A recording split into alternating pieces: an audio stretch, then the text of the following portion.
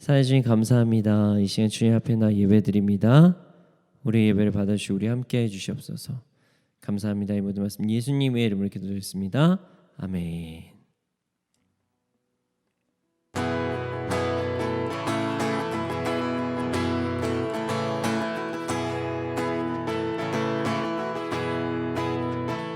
감사함으로 그 은혜 들어가며 그의 궁정에 들어가 주께 감사드리며 그 이름을 송축할지어다.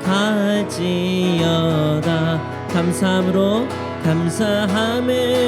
그 은혜 들어가며 그의 궁정에 들어가 주께 감사드리며 그 이름을 송축할지어다.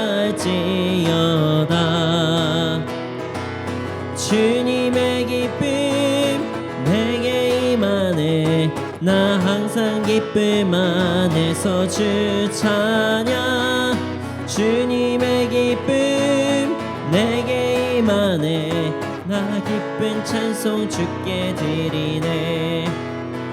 감사함으로 그 문에 들어가며 그의 궁정에 들어가 주께 감사드리며 그 이름을 송축할지어다.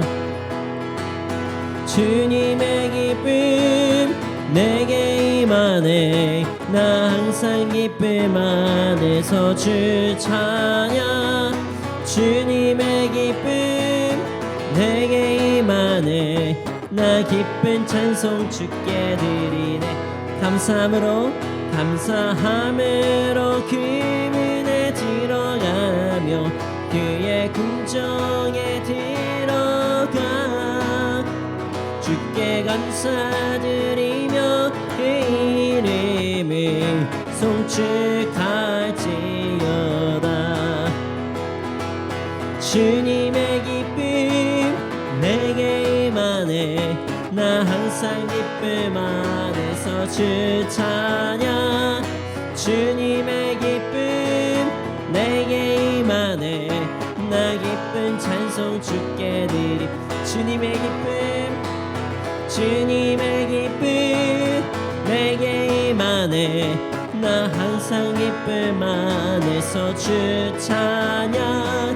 주님의 기쁨 내게 임하네. 기쁜 찬송 주께 드리네.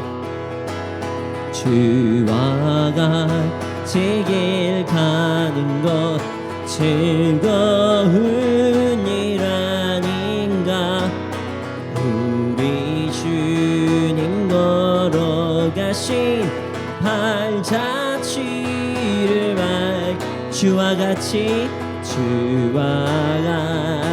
길 가는 것 즐거운 일 아닌가.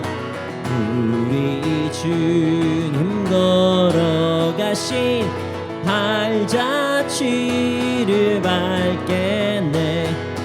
한 걸음 한 걸음 주 예수와 함께 날마다 우리는 걷겠네. 어린아이 같은 우리 미련하고 약하나 주의 손에 이끌려 생명길로 가겠네. 한 걸음 한 걸음 주 예수와 함께 날마다 우리는 걷겠네. 꽃이 피는 들판이나 험한 골짜기라도 주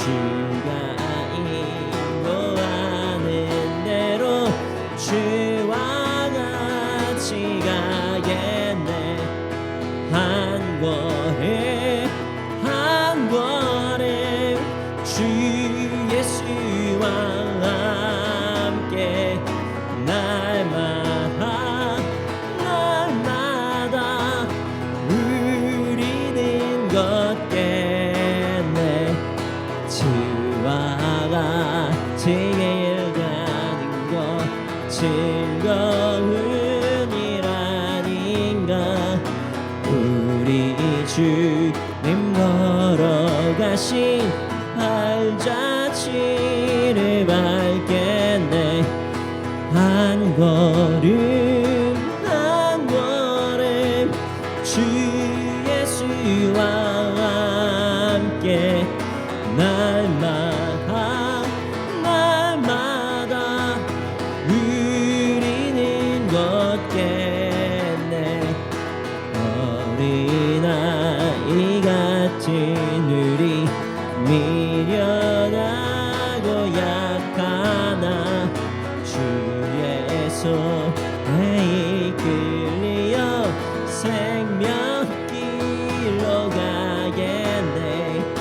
한 걸음 한 걸음 주 예수와 함께 날마다 날마다 우리는 걷겠네. 꽃이 피는 들판이나 험한 골짜기라도 주가 인도하는 대로 주와 같이 가겠네. 한 걸음 한 걸음 주 예수와 함께 날마다 날마다 우리는 걷게. 한 걸음 한 걸음 한 걸음 주 예수와 함께 날마다 날마다 우리는 걷겠네.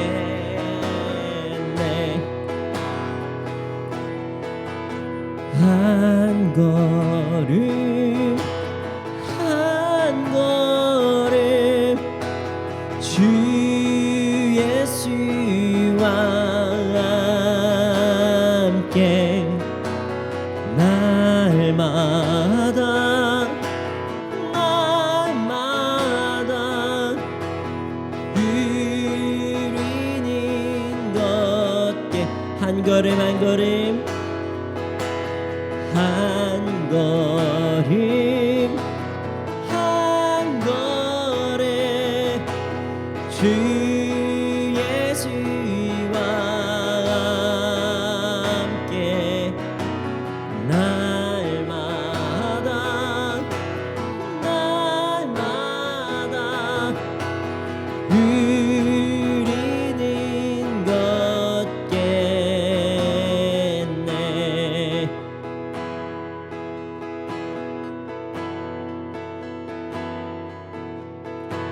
내게로부터 눈을 들어 주를 보기 시작할 때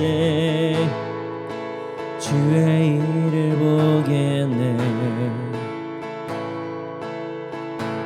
내 작은 마음 돌이키사 하늘에 꿈꾸게 하네. 주님을 볼 때 내게로부터 눈을 들어 주를 보기 시작할 때 주의 일을 보겠네.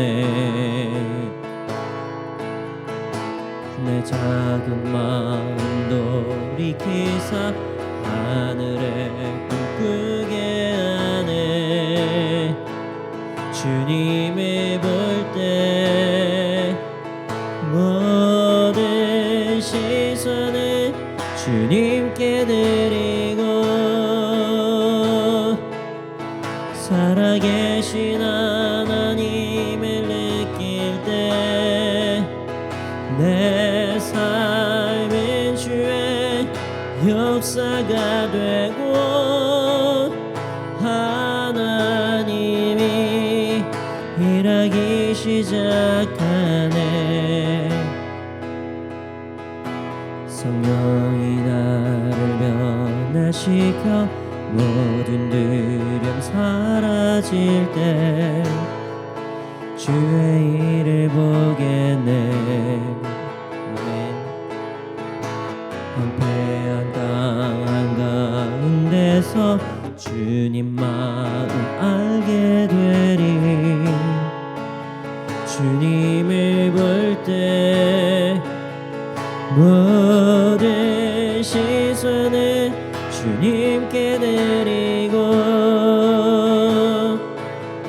전능하신 하나님을 느낄 때 세상은 주의 나라가 되고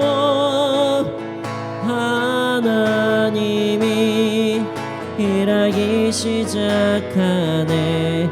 다시 한번 고백하겠습니다. 내게로부터 눈을 들어 주를 보기 시작할 때 주의 일을 보겠네. 내 작은 마음 돌이키사 하늘에 꿈꾸게 하네. 주님을 볼 때 내게로부터 눈을 들어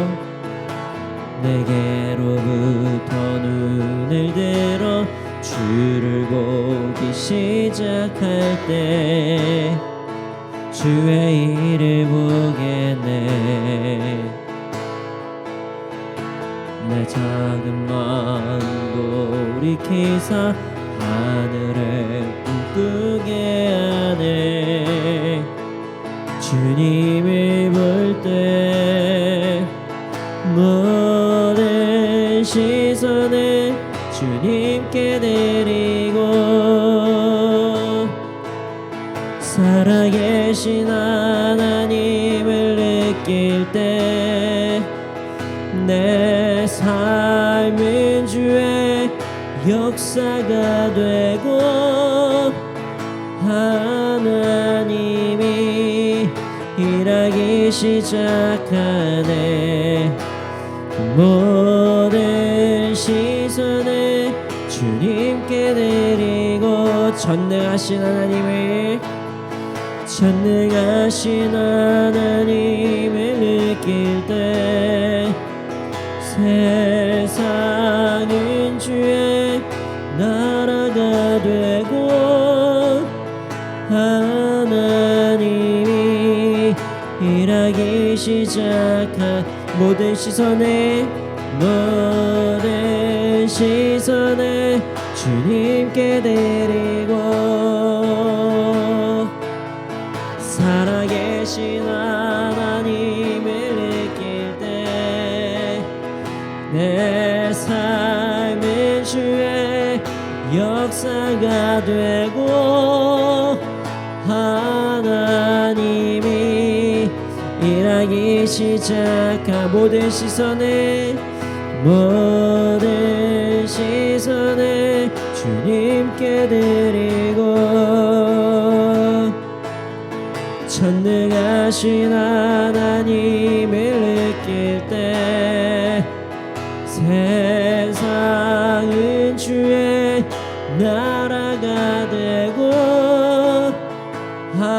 하나님이 일하기 시작하네. 이 시간께 기도하기 원합니다. 주님, 우리가 우리 모든 시선을 주님께 올려드리기 원합니다. 내가 눈을 뜨고 세상을 바라보는 것이 아니라 내가 눈을 뜨고 하나님을 바라보게 하여 주시옵소서. 세상에서 말하는 모든 것들, 그 모든 것들을 하나님의 관점으로 바라보게 하여 주시옵소서. 우리가 평생 세상을 회피하고 도피하는 마음으로 살아가는 것이 아닙니다. 내가 세상을 바라볼 때 세상의 기준으로 세상을 바라보는 것이 아니라 하나님의 시선으로 세상을 바라보게 하여 주시옵소서. 함께 이 기도 제목을 가지고 기도하시겠습니다.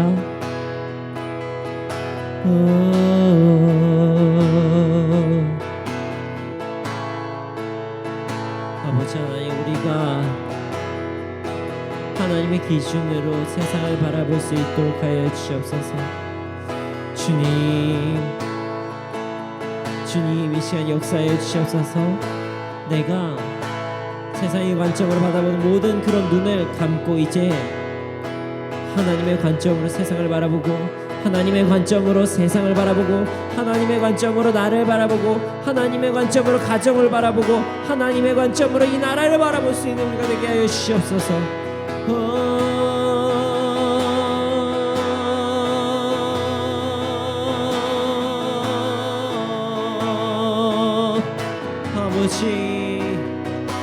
아버지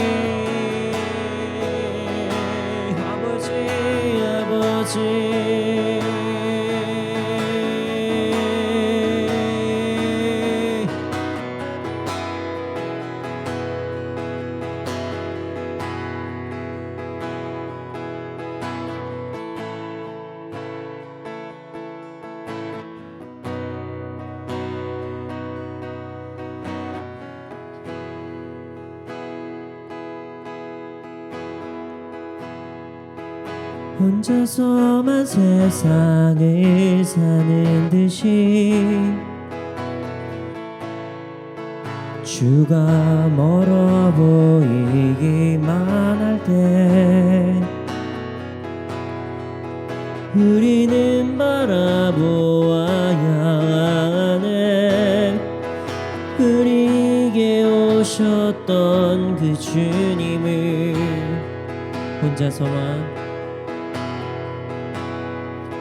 혼자서만 세상을 사는 듯이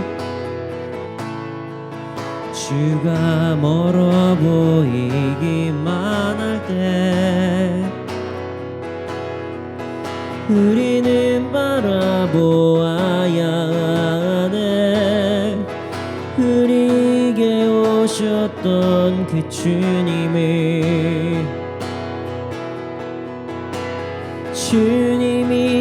우리의 아픈 마음을 아시네. 가까이서 우리의 아픔에 공감하시네. 우리 가운데 찾아오셨던 그 주님이 우리의 모든 상황에 공감하시네.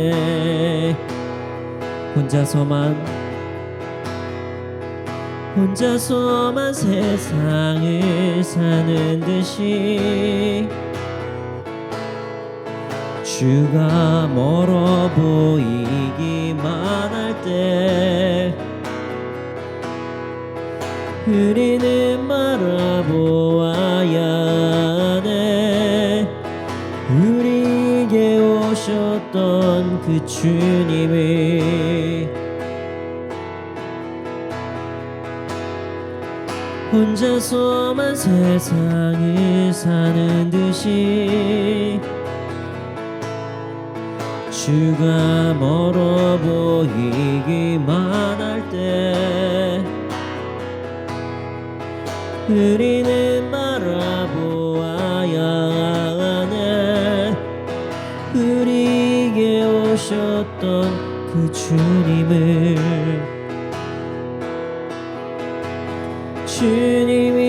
우리의 아픈 마음 아시네. 가까이서 우리의 아픔에 공감하시네. 우리 가운데 찾아오셨던 그 주님이 우리의 모든 상황에 공감하시네. 주님이 우리의 아픈 마음 아시네. 가까이서 우리의 아픔에 공감하시네. 하시네. 우리 가운데 찾아오셨던 그 주님이 우리의 모든 상황에 공감하시네. 주님이 우리의 아픈 마음 아시네. 가까이서 우리의 아픔에 공감하시네. 우리 가운데 찾아오셨던 그 주님이 우리의 모든 상황에 공감하시네. 가슴에 손을 얹고 찬양할까요? 주님이 우리의 아픈 마음 아시네. 가까이서 우리의 아픔에 공감하시네. 우리 가운데 찾아오셨던 그 주님이 우리의 모든 상황에 공감하시네.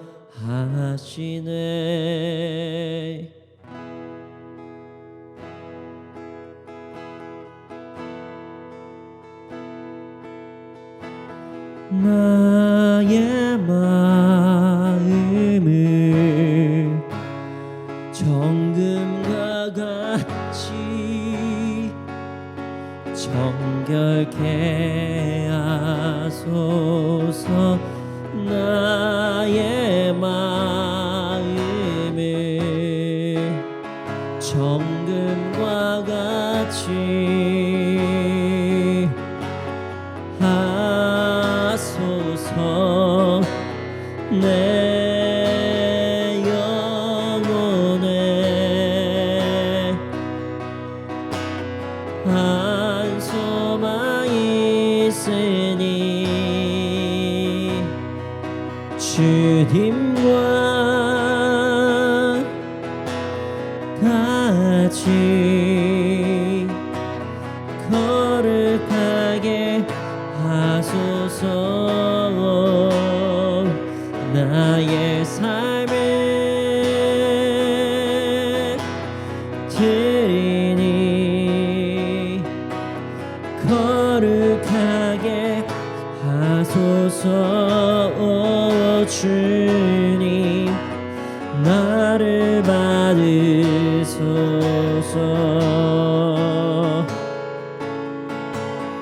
나를 받으소서. 나의 마음을 정금과 같이 정결케 하소서. 나의 마음을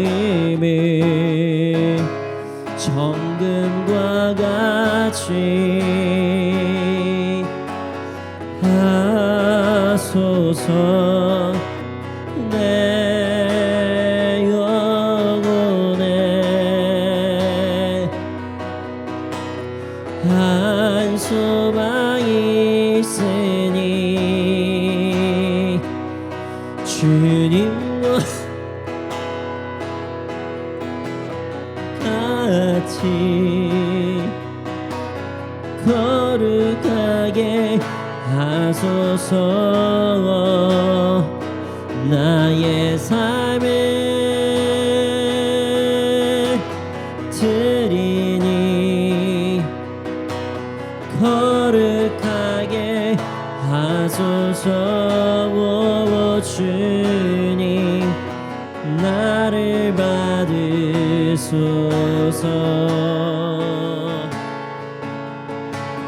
나를 받으소서.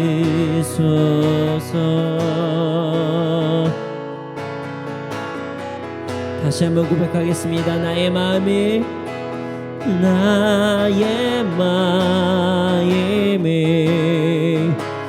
정금과 같이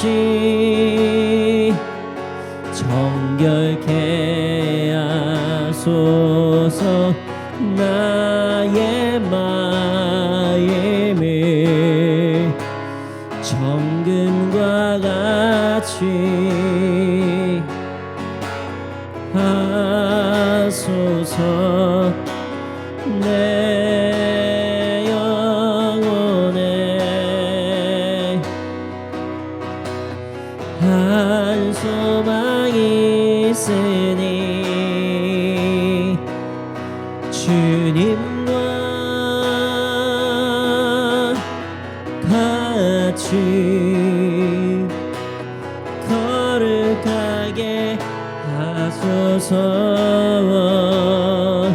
나의 삶을 드리니 거룩하게 하소서. 주님 나를 받으소서. 아멘. 나를 받으소서.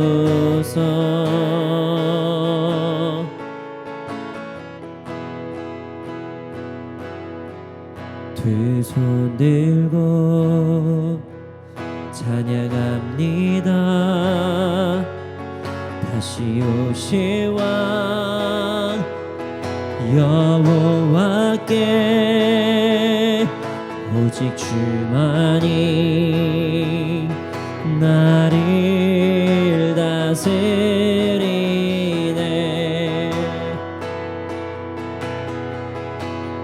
두 손 들고 찬양합니다. 두 손 들고 찬양합니다. 다시 오실 왕 여호와께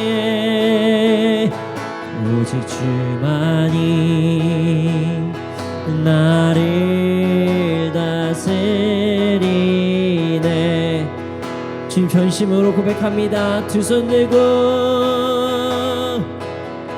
두 손 들고 찬양합니다. 다시 오실 왕 여호와께 오직 주만이 나를 다스리네.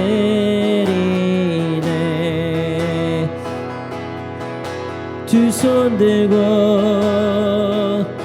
두 손 들고 찬양합니다. 다시 오실 왕 여호와께 오직 주만이 나를 다스리네.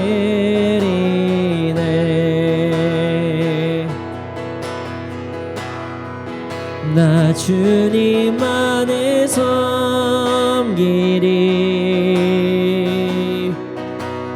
헛된 마음 버리고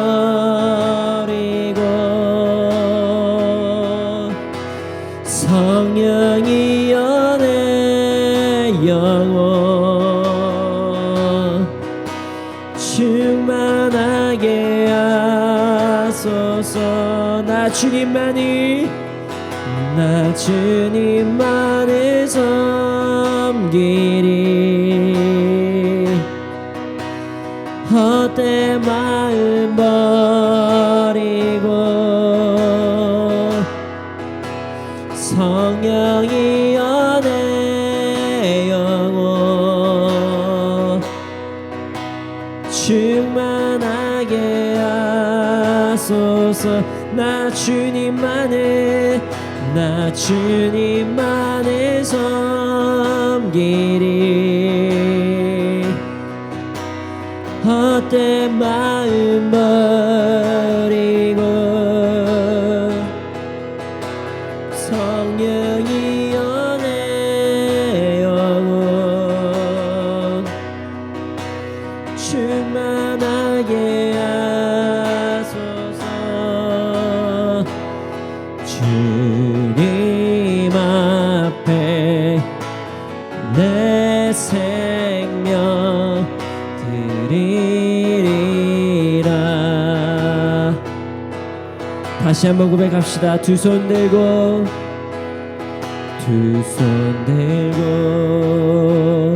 찬양합니다. 다시 오실 왕 여호와께 오직 주만이 나를 다스리네.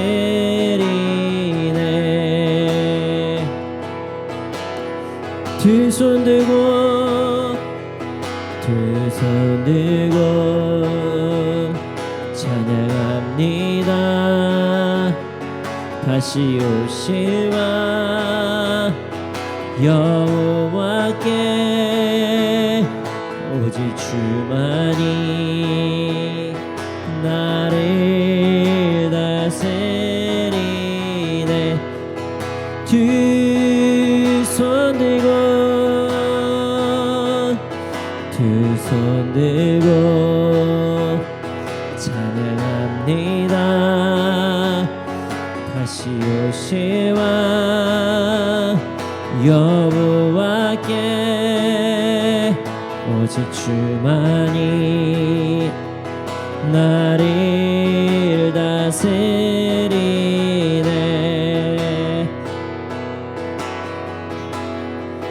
나 주님만을 섬기리.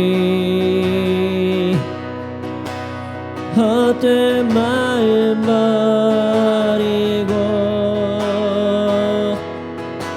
성령이여 내 영혼 충만하게 하소. 나 주님만을 섬기리. 헛된 마음 버리고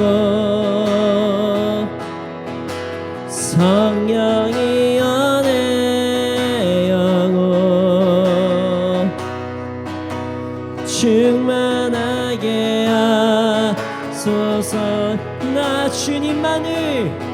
나 주님만을 섬기리. 헛된 마음 버리고 성령이여 내 영혼 충만하게 하소서.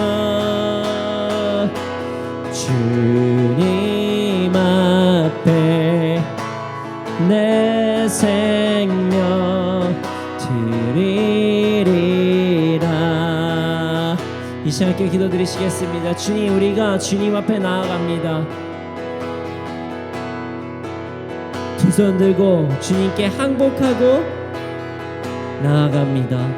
주님을 찬양합니다. 오늘 드린 예배가 온전히 주님만을 높이고 내가 가지고 있었던 나의 주권을 주님께 올려드리는 예배가 되게 하여 주시옵소서. 이 시간 함께 예배를 위하여 기도드리시겠습니다.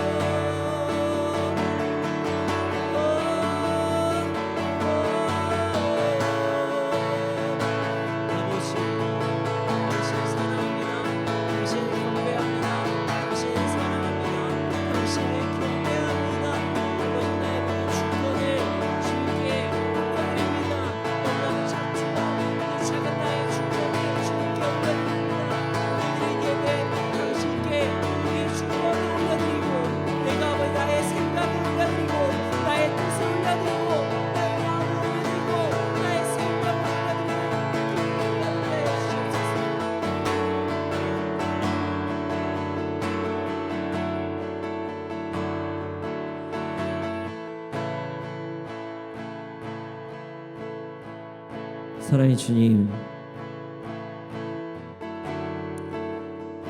주님을 예배합니다. 주님을 경배합니다. 주님을 바라봅니다. 아버지 하나님, 우리가 당신만을 바라보게 하여 주시고 나의 가치관, 나의 생각이 하나님의 말씀에 맞춰서 살아가는 자들이 될 수 있는 그런 삶으로 변화되는 그런 예배를 오늘 드릴 수 있도록 하여 주시옵소서. 주님, 우리가 주님께 주권을 올려드립니다. 주님, 모든 영광 홀로 영광 받아 주시옵소서. 감사합니다. 주님을 사랑합니다. 이 모든 말씀 예수님의 이름으로 기도드렸습니다. 아멘. 오늘 우리에게 주신 말씀은 사무엘하 21장 1절에서 9절 말씀입니다. 사무엘하 21장 1절에서 9절 말씀입니다.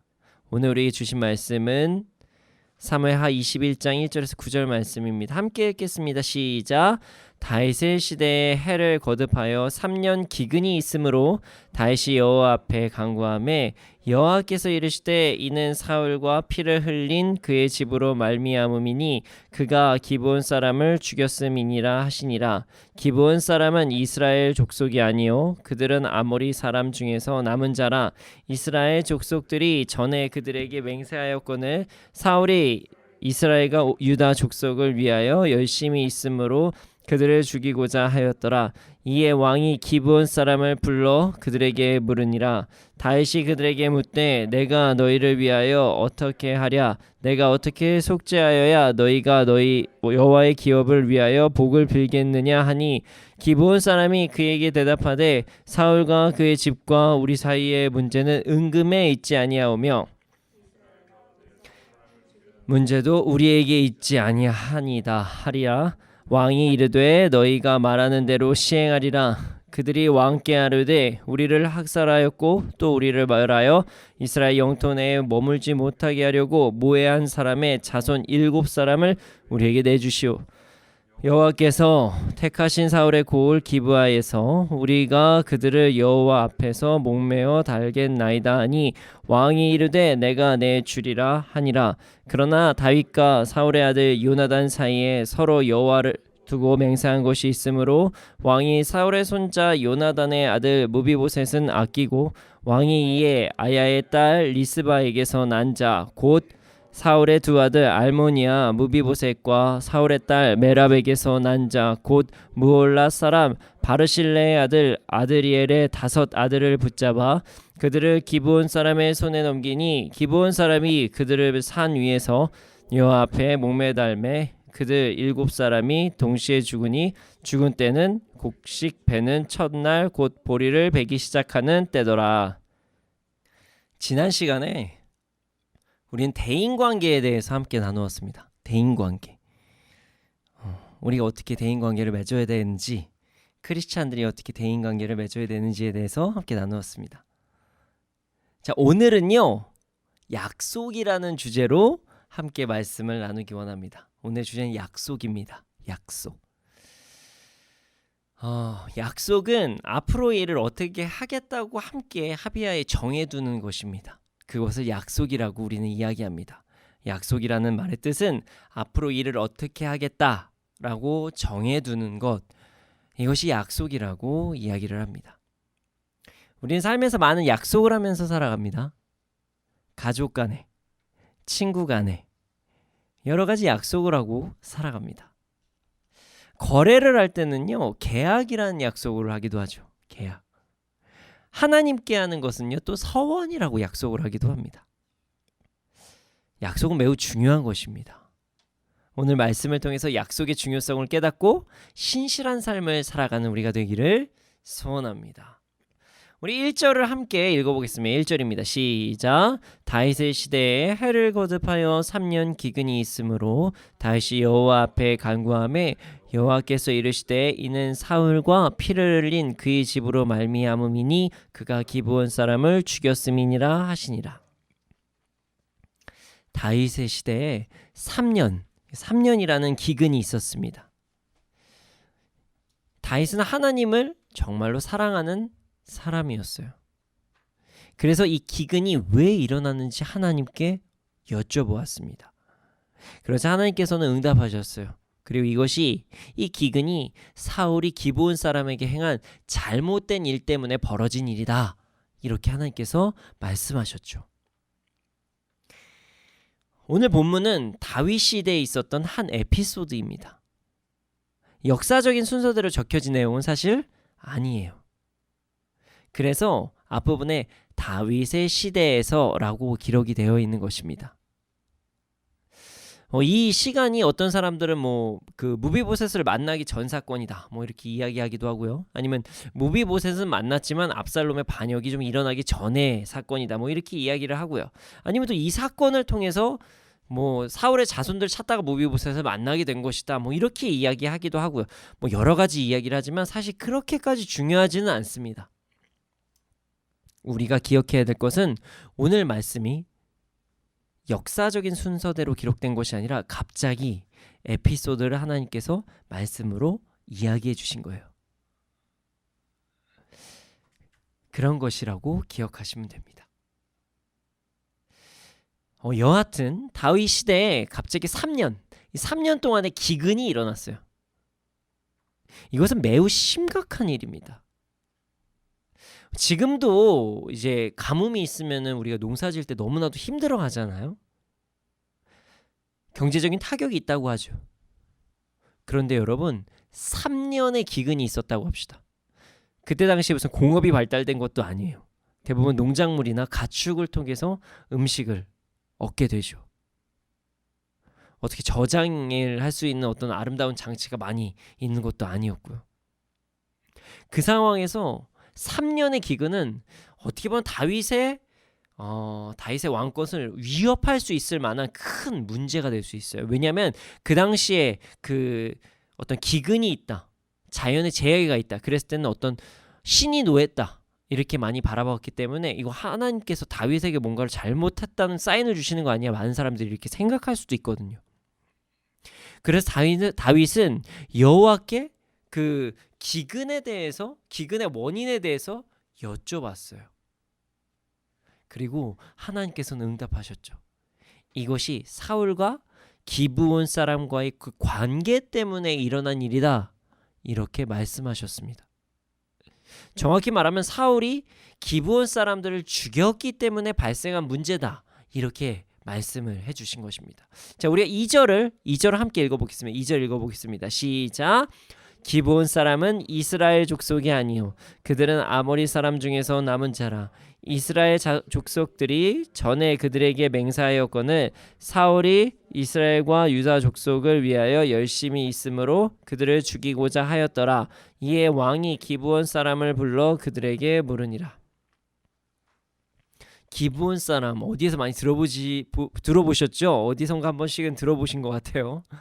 네, 예전에 나온 족속입니다. 기브온은요 아모리 사람의 남은 사람들이에요. 그리고 이스라엘 족속이 그들의 안전을 약속한 그런 족속입니다. 그러나 사울이 이스라엘과 유다 족속에게 잘 보이기 위해서, 왕권을 좀 안정하기 위해서 기브온 사람들을 죽여서 기브온과 이스라엘의 약속을 깨버린 사건이 일어난 것입니다. 그래서 지금 이스라엘에 화가 미친 것이에요.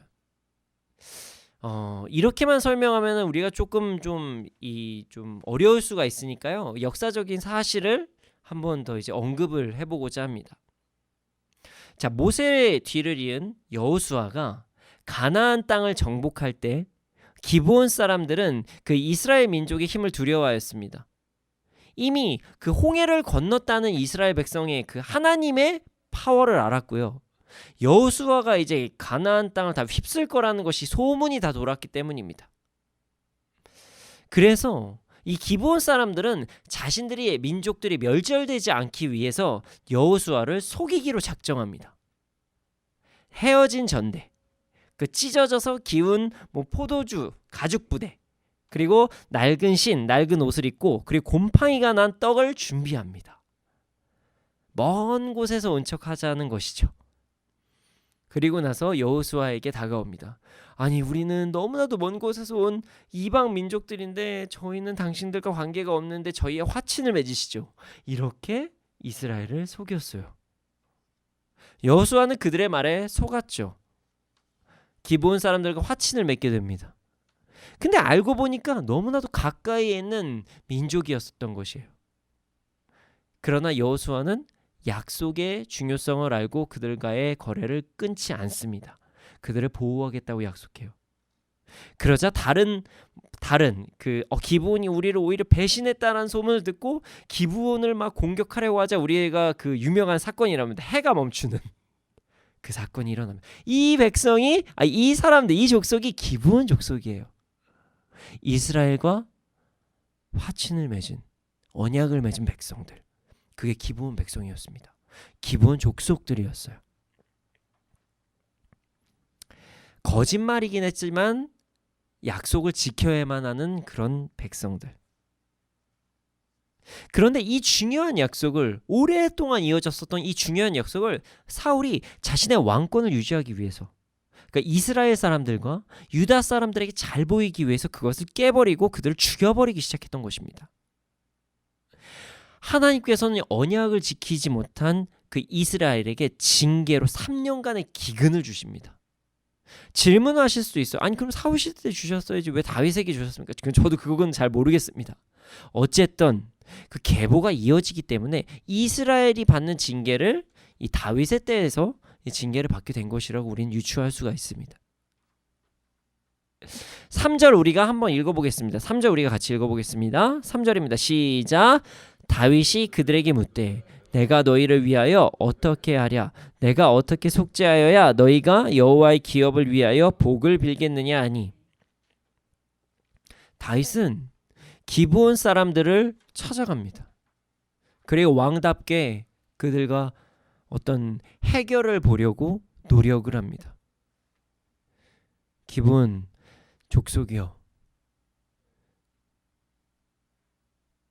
우리 선대왕 이스라엘의 내 전의 왕이 당신들께 너무나도 잘못을 했습니다.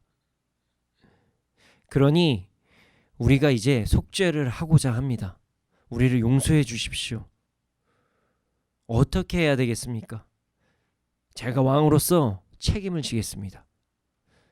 기브온 사람들과 만나서 이제 문제에 대해서 논하기 시작해요. 기근을 풀려고 대표 대 대표로 만나기 시작합니다. 어떻게 하면 용서를 해주실지, 어떻게 하면 복을 빌어주실지 기드온 백성들을 만나기 시작해요. 기드온 족속들을 만나기 시작합니다. 그러자 기브온 사람이 이렇게 대답합니다. 4절부터 6절을 함께 읽어보겠습니다. 4절부터 6절 읽어보겠습니다. 시작. 기브온 사람이 그에게 대답하되 사울과 그의 집과 우리 사이의 문제는 은금에 있지 아니하오며 이스라엘 가운데서 사람을 죽이는 문제도 우리에게 있지 아니하니라. 왕이 이르되 너희가 말하는 대로 시행하리라. 그들이 왕께 아뢰되 우리를 학살하였고 또 우리를 멸하여 이스라엘 영토 내에 머물지 못하게 하려고 모해한 사람이 자손 7사람을 우리에게 내주소서. 여호와께서 택하신 사울의 고을 기브아에서 우리가 그들을 여호와 앞에서 목매달아 달겠나이다. 왕이 이르되 내가 내주리라 하니라. 기브온 사람들은요, 자신의 억울함, 자신의 분노, 이것들은 이스라엘과의 문제가 아니다라고 언급을 해요. 그리고 이것이 어떤 돈으로 풀 수 있는, 재정으로 풀 수 있는 문제도 아니라고 이야기를 합니다. 기브온 사람들은요, 이스라엘 민족 전체에게 분노가 있는 것이 아니라고 언급을 한 것이에요. 그리고 우리가 지금 억울하고 분노가 있는 그 답답한 이유는 사울 때문입니다. 이렇게 단도직입적으로 이야기를 합니다. 그리고 다윗에게 문제를 해결할 방법을 제시합니다. 이스라엘과 기브온과의 약조를 지키지 못한 사울의 가문, 이스라엘 가운데서 그 실수를 하게 한 이스라엘 사람들이 우리를 죽이게 된 그 원인 사울의 가문, 그 사울 자손의 7명을 우리에게 주십시오. 기브온 사람들은 사울 자손 7명을 원하고 있습니다. 그리고 그들을 사울의 고을 그 기브아에서 목매달아서 죽여버리겠습니다라고 이야기를 합니다. 다윗은 그 얘기를 듣고 나서 알겠습니다라고 대답을 해요. 근데 여러분, 우리가 잘 생각해 봐야 돼요. 이 부분은 사실 우리가 좀 이해가 되지 않은 부분일 수 있어요. 좀 이해하기가 어려운 부분이죠. 죽음을 죽음으로 갚는다. 뭐 이렇게 생각할 수도 있죠. 눈에는 눈, 이에는 이, 이렇게 생각할 수도 있어요. 그런데요, 지금 기브온이 이야기하는 건요, 사울의 목숨이 아니라 사울의 자손의 목숨입니다. 이것은요, 원래 율법에 어긋나는 행위예요.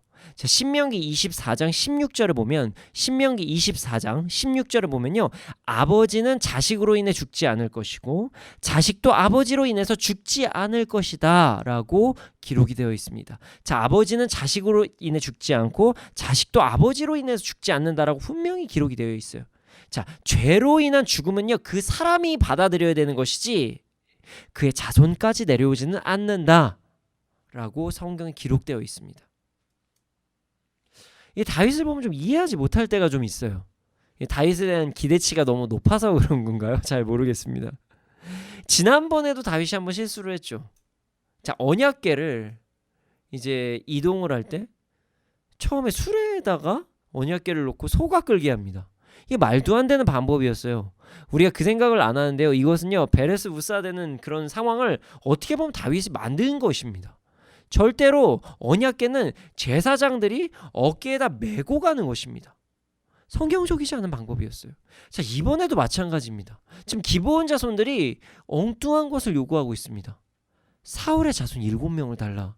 그리고 그들을 목매달아서 죽여버리겠다. 이것은 말이 안 됩니다. 근데 심지어 그것을 지킵니다. 그렇게 한다고 해요. 여기서 우리가 좀 안타까운 부분이 있는 거죠. 아무리 하나님을 사랑한다고 해도, 아무리 주를 섬기려고 하고 아무리 주를 따르려고 해도 하나님의 말씀을 잘 알지 못하면 잘못 행할 수도 있는 그런 정말 비극이 일어날 수도 있는 그런 상황을 오늘 보게 된 것입니다. 우리 하나님 말씀 안에 살아갑시다. 우리가 진짜 그냥 당연히 이런 식으로 살아가는 거 아니야 하는 것들도 우리가 말씀으로 한 번씩은 점검해 봐야 된다는 것을 절대로 잊지 말아야 됩니다. 어찌되었든 다윗은 안타깝게도 그들의 요구를 받아들입니다. 7절에서 9절을 함께 읽겠습니다. 시작. 그러나 다윗과 사울의 아들 요나단 사이에 서로 여호와를 두고 맹세한 것이 있으므로 왕이 사울의 손자 요나단의 아들 무비보셋은 아끼고 왕이 이에 아야의 딸 리스바에게서 난 자 곧 사울의 두 아들 알모니와 무비보셋과 사울의 딸 메랍에게서 난 자 곧 무올라 사람 바르실레의 아들 아드리엘의 5 아들을 붙잡아 그들을 기브온 사람의 손에 넘기니 기브온 사람이 그들을 산 위에서 여호와 앞에 목 매달아 달매 그들 7사람이 동시에 죽으니 죽은 때는 곡식 빼는 첫날 곧 보리를 베기 시작하는 때더라.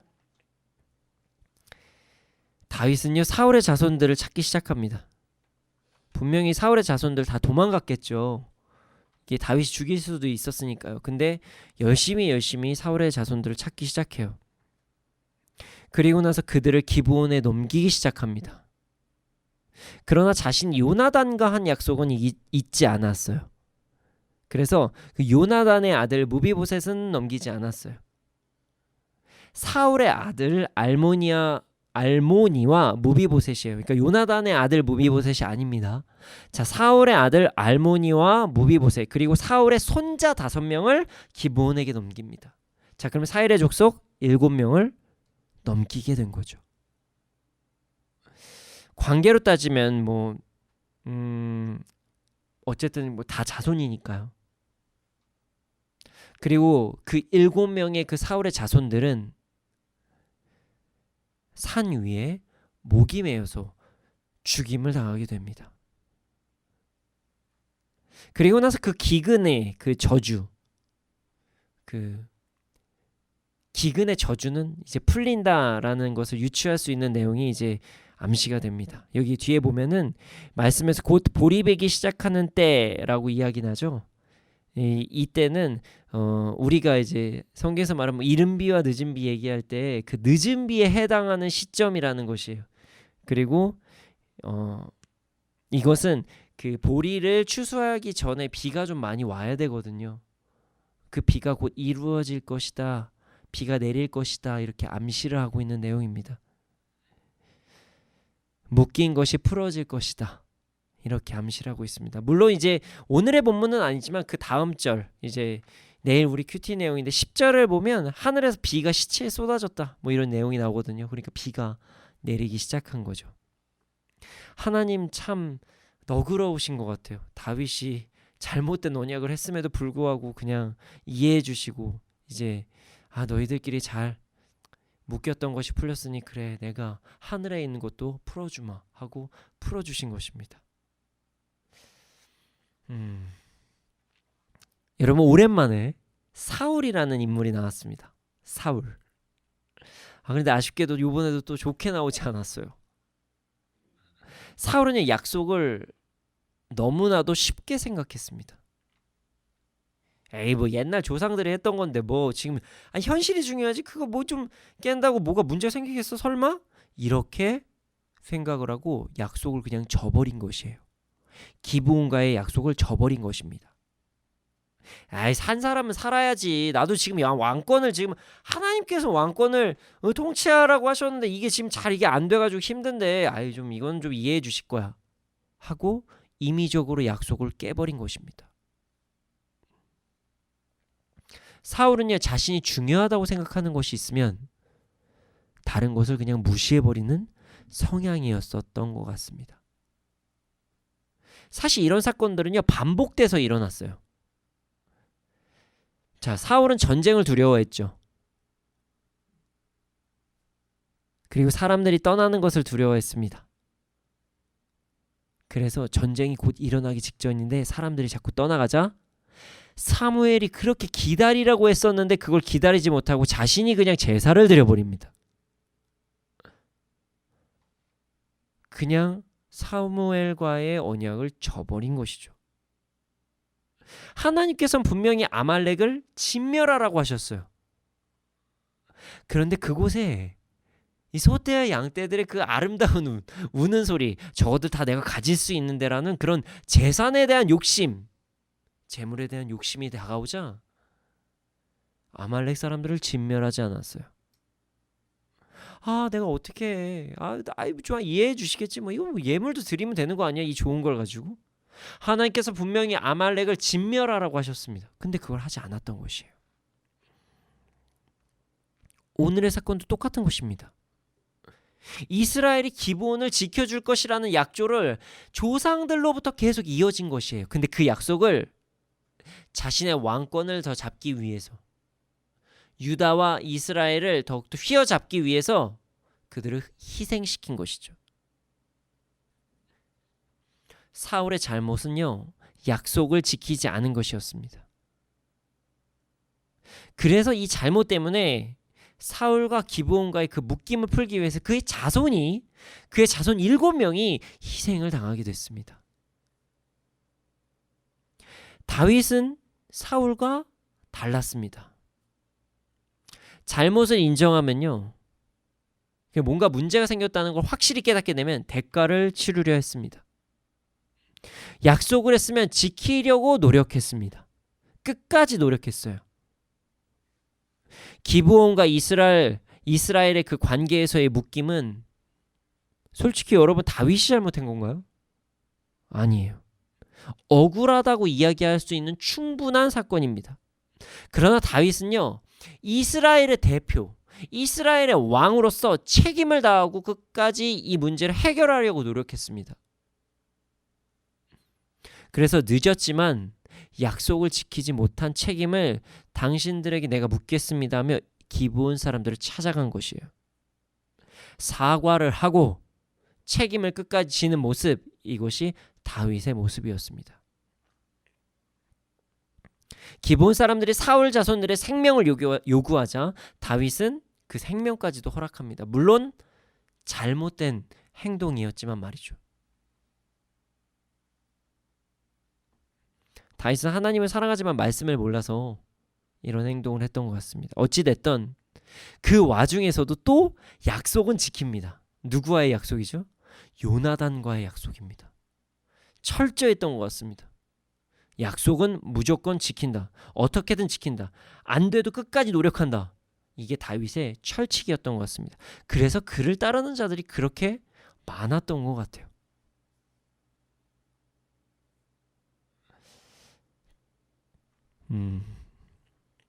기브온과의 묶임, 그 묶임을 풀기 위해서 최선을 다하고 그 와중에서도 요나단을 지키기 위해서 최선을 다한 다윗, 그는 약속 앞에서 신실하려고 노력했던 사람입니다. 우리도 사람들과 약속을 하면서 살아갑니다. 아주 가벼운 약속, 뭐 예를 들어서 식사만 하시죠, 뭐 이런 약속하죠. 다음에 또 봐요, 뭐 이런 약속입니다. 이것도 다음에 또 봐요, 이런 약속을 합니다. 이런 가벼운 약속부터 그 사업을 위한 어떤 계약, 뭐 여러 가지 일에 대한 계약서를 쓰기도 하죠. 뭐 일을 할 때도 계약서를 쓰기도 하고, 재산이 이동할 때 계약서를 쓰기도 하고, 뭐 여러 가지 계약서를 쓰기도 합니다. 이 사람과 사람과의 어떤 계약만 있나요? 나와 나 사이의 계약도 있습니다. 약속도 있죠. 오늘 무슨 일이 있어도 이거 꼭 할 거야. 오늘은 나 절대 이거 안 할 거야. 이런 나와의 약속도 있습니다. 여러 가지가 있죠. 뭐 예를 들어서 나 아침에 몇 시에 일어나야지. 대표적인 약속이죠. 알람을 수십 개 맞춰놓는 그 약속. 그리고 오늘 나 무슨 일 있어도 몇 시에 자야지. 약속입니다. 자, 오늘부터 다이어트는 시작. 약속입니다. 오늘부터 운동 시작. 약속입니다. 자, 올해는 성경 1독. 약속입니다. 나와의 약속이죠. 다른 사람들과의 약속, 나와의 약속이 있죠. 그리고 또 어떤 약속이 있을까요? 하나님과의 약속도 있습니다. 이것을 그냥 약속이라고 하지 않고 우리는 서원이라고 이야기하기도 합니다. 하나님께서 우리에게 하신 약속도 있고요. 근데 그 약속은 그 말씀에 기록되어 있는데 그 약속 하나님께서 다 지키시죠. 근데 우리도 하나님께 약속을 할 때가 있어요. 주님, 저에게 다가온 이 문제를 해결해 주시면 제가 이것을 하겠습니다. 주님, 내가 앞으로 이렇게 삶을 살겠습니다. 수련회 기간 때면 그렇게 청소년들이 서원을 많이 해요. 네. 저는 앞으로 선교사로 살겠습니다. 저는 앞으로 어떻게 하겠습니다. 이런 서원 진짜 많이 하고요. 그리고 이제 가정에 문제가 생기거나 경제적 어려움이 있으면 그렇게 서원들을 많이 하시면 하나님께서 풀어주시면 저는 근데 다 어떻게 다들 그렇게 일단 넘어가겠습니다. 자녀를 구할 때도 자녀를 위해 기도할 때도 서원을 진짜 많이 하고요. 부모님을 위할 때도 기도를 많이 하고요. 여러 가지를 하죠. 뭐 예물도 작정하고 시간도 작정하고 뭐 헌신도 작정하고 우리는 다 작정 헌금까지 있잖아요. 작정을 하고 서원을 합니다. 자, 우리는 다른 사람 그리고 나 하나님과 약속을 하죠. 그리고 나서 그것을 잘 지키기도 하지만 그것을 잘 지키지 못할 때도 있습니다. 여러분, 우리는 약속을 잘 지키면서 살아야 됩니다. 다른 사람, 나 자신, 하나님과의 약속을 잘 지키면서 살아가야 됩니다. 근데 아주 제가 이상한 질문을 하나 해보죠. 왜 약속을 지켜야 되나요? 왜 약속을 지켜야 되나요? 단순합니다. 신실함 때문에입니다. 하나님의 선하신 성품 중에서 신실한 부분이 있습니다. 그리고 하나님께서 신실하게 살라고 분명히 말씀하셨습니다. 미쁘신 하나님은 우리가 찬양하면서 우리 또한 사람들에게 어떤 신실한 모습을 살아가라고 분명히 성경에 기록이 되어 있습니다. 그것이 그리스도인들의 삶의 규칙입니다. 그런데 말이죠, 이건 세상에서도 적용이 됩니다. 왜냐하면 하나님께서 모든 사람들의 양심을 주셨거든요. 양심.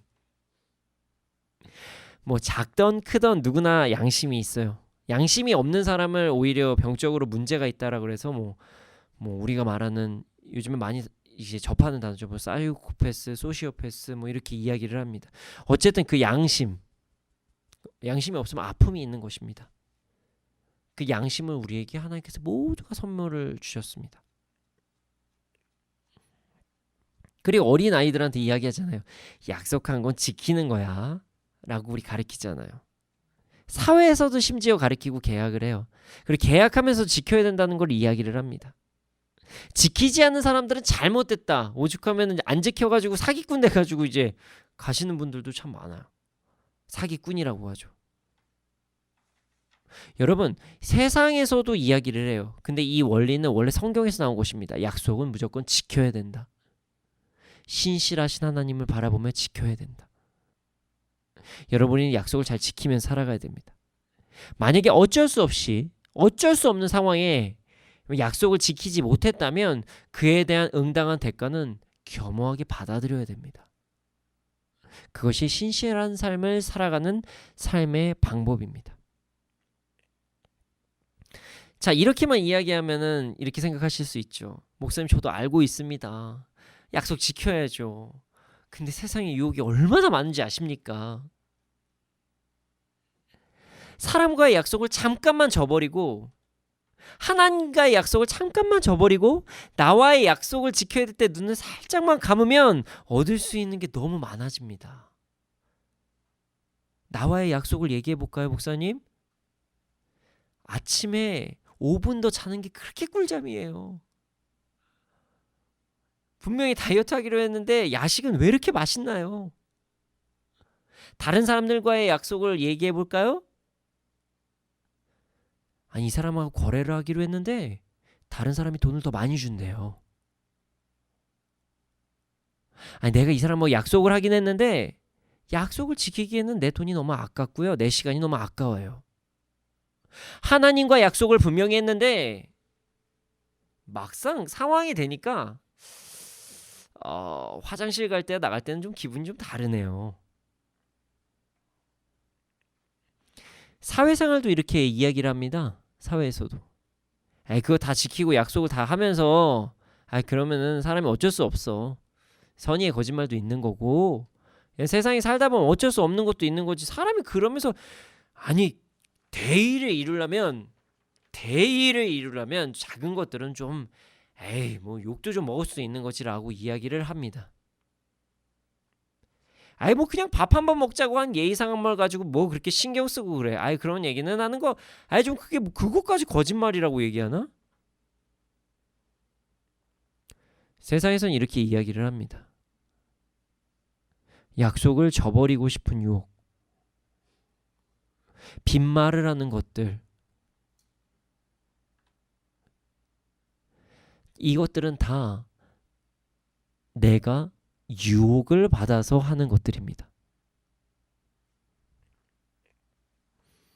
우리는 내가 좀 더 가지고 싶은 것, 내가 조금 더 누리고 싶은 것, 내가 조금 더 사람들에게 잘 보이고 싶은 이 유혹 때문에 사람들과의 약속과 나와의 약속과 하나님과의 약속을 점점점 저버리게 되는 것입니다. 그런데 말이죠, 이 유혹과 여러 가지 빈말에 대한 유혹까지도 이겨낼 수 있는 방법이 있습니다. 코람데오라는 얘기 들어보셨나요? 코람데오, 하나님 앞에서라는 뜻입니다. 우리는 그 코람데오라는 신앙을 가지고 삶을 살아야 됩니다. 하나님께서 우리 앞에 계신다. 하나님께서 우리 앞에 지금 내가 지금 이야기하고 생각하고 있고 하나님께 말씀드릴 때 이 모든 것을 다 들으신다. 이런 마음으로 하루하루를 살아가야 됩니다. 그럴 때 우리는 약속을 잘 지킬 수가 있습니다. 우리의 삶의 기준이 말씀이고 하나님 말씀에 순종해야 되는데 내가 하나님께서 보셨는데 어떻게 이 약속을 지키지 못할까? 라고 생각을 하면서 하루하루를 살아가는 것입니다. 약속을 어기고 싶은 마음이 들 때 하나님, 그때 저 약속했는데 이거 어기고 싶어요. 도와주세요. 능력 주세요. 라고 외치는 것입니다. 하나님, 저 사람들에게 잘 보이고 싶어서 또 빈말을 하고 싶어요. 하나님, 저 도와주세요. 사단은 우리가 그 무의식적으로 얘기하는 것들이 그냥 예의라고 얘기하기도 하고, 아니면 세상에서의 그 더 좋은 것들을 얻음이라고 그 착각하게 만드는 그 모든 유혹들을 코람데오의 신앙으로 물리칠 수 있습니다. 우리는 하나님께서 나와 항상 함께 하신다. 하나님이 내 앞에 계신다. 그리고 그 하나님께서 나에게 능력도 주신다. 약속을 지킬 수 있는 능력도 주신다. 하나님께서 내 앞에 계시니 내가 말을 할 때 조심해야 되겠다. 이런 신앙을 갖고 나아갈 때 우리는 약속을 지킬 수 있는 힘과 능력을 얻게 됩니다. 물론 예외 상황도 있습니다. 예외 상황. 뭐냐면요. 다른 것에 대한 예외 상황은 아니고, 다윗이 오늘 사울의 자손에게 다윗이 오늘 기브온 사람들에게 사울의 자손들을 넘기지 않아도 된다는 것입니다. 사실은 다른 것으로 약속을 끝까지 이야기해도 됐을 뻔했다는 것이죠. 그러니까 애초에 만약에 말씀에 어긋난 약속들은 지키지 않아도 되는 것이다. 이 약속을 지킴으로써 죄를 범하는 것이라면 그 약속을 지키지 않고 차라리 다른 대가를 치르는 것이 좋은 것이다. 뭐 이런 것들은 이야기할 수 있습니다. 그 이외의 약속들은 우리가 모두 다 지키려고 노력해야 됩니다. 여러분, 약속을 지킵시다. 어떤 유혹이 찾아와도 약속을 지킵시다. 내가 약속을 지키지 못했다면 겸허하게 그 대가를 받아들입시다. 그리고 우리가 그 빈말이라고 얘기하는, 경솔하게 하는 그 약속들, 그냥 너무 가볍게 생각하고 하는 그 말들들, 그것들도 우리가 조심하며 살아갑시다. 하나님께서는 약속을 중요하다고 말씀하셨습니다.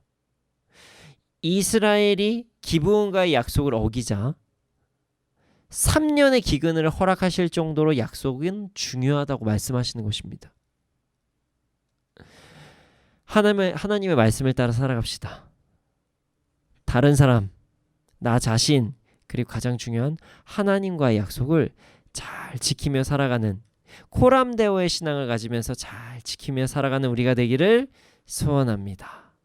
이 시간 함께 찬양하기를 원합니다. 우리가 약속을 잘 지키면서 살기 위해서는 하나님께 능력을 받고 나아가는 방법밖에 없어요. 우리가 하나님께 능력을 받아야지만 약속을 제대로 지킬 수가 있습니다. 우리의 의지만으로는 부족할 때가 많아요. 유혹이 너무 많거든요.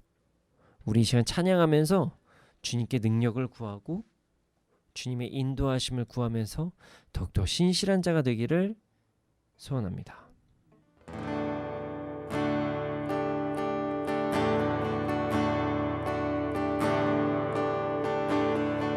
신실하게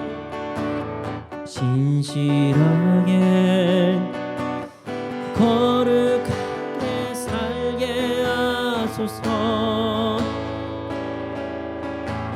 진실하게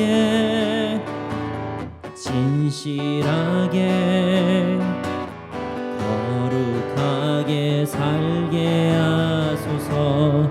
진실하게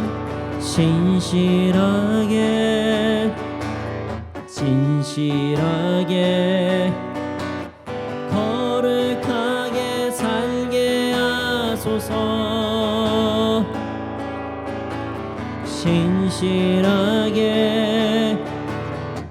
진실하게 거룩하게 살게 하소서. 하나님,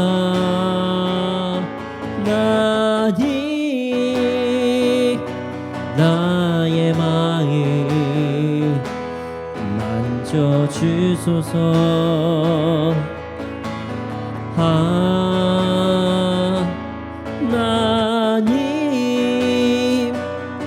나의 영혼 새롭게 하소서. 진실하게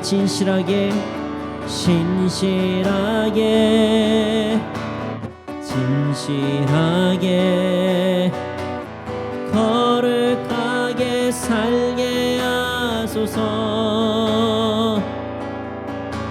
진실하게 진실하게 거룩하게 살게 하소서. 진실하게 진실하게 진실하게 진실하게 거룩하게 살게 하소서. 진실하게 진실하게 거룩하게 살게 하소서. 하나님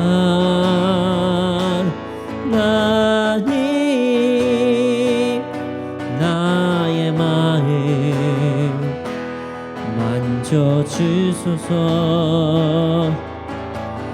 하나님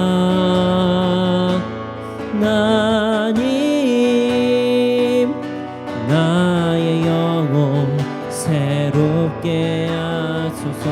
하나님 나의 기도 하나님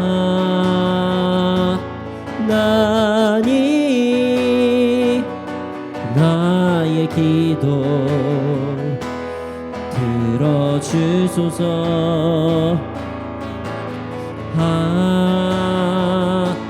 하나님 주의 길로 인도하소서. 하나님 나의 마음 만져주소서. 하나님 나의 마음 만져주소서. 하나님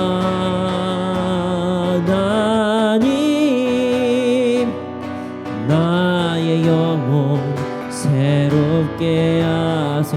하나님 나의 기도 들어주소서. 하나님 나의 기도 들어주소서.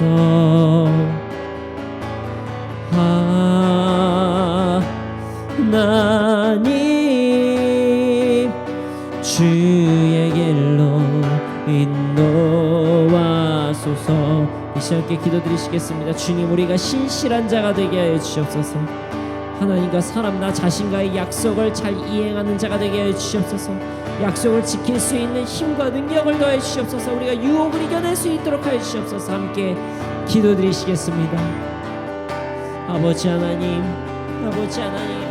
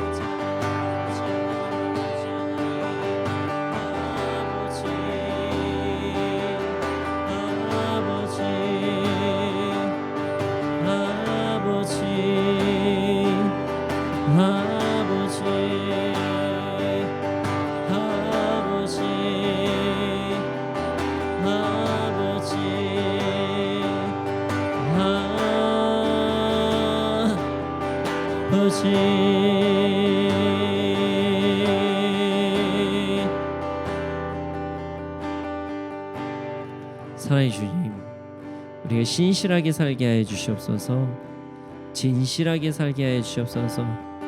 약속의 소중함을 알고 말의 중요성을 알고 우리가 더욱더 나와의 약속, 나의 이웃과의 약속, 그리고 가장 중요한 하나님과의 모든 약속을 잘 지킬 수 있는 우리가 되게 하여 주시옵소서. 그러나 주님, 세상에는 그 모든 것들을 지키지 말라고 하는 소리들이 너무 많고 유혹과 미혹들도 많습니다. 주님, 우리가 그 모든 것들을 이겨내고 신실하고 진실하게 살 수 있도록 우리에게 능력을 더하여 주시옵소서. 그렇게 살게 해주실 줄 믿습니다. 감사합니다. 이 모든 말씀 예수님의 이름으로 기도드렸습니다. 아멘. 주님 드려진 예물이 있습니다. 이 예물이 쓰여진 곳곳마다 30배, 60배, 100배 열매가 일어날 수 있도록 하여 주시옵소서.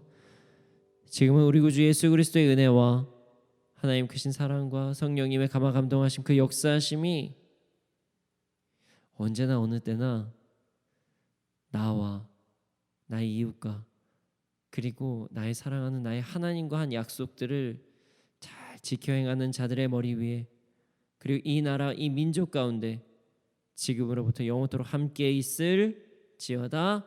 아멘.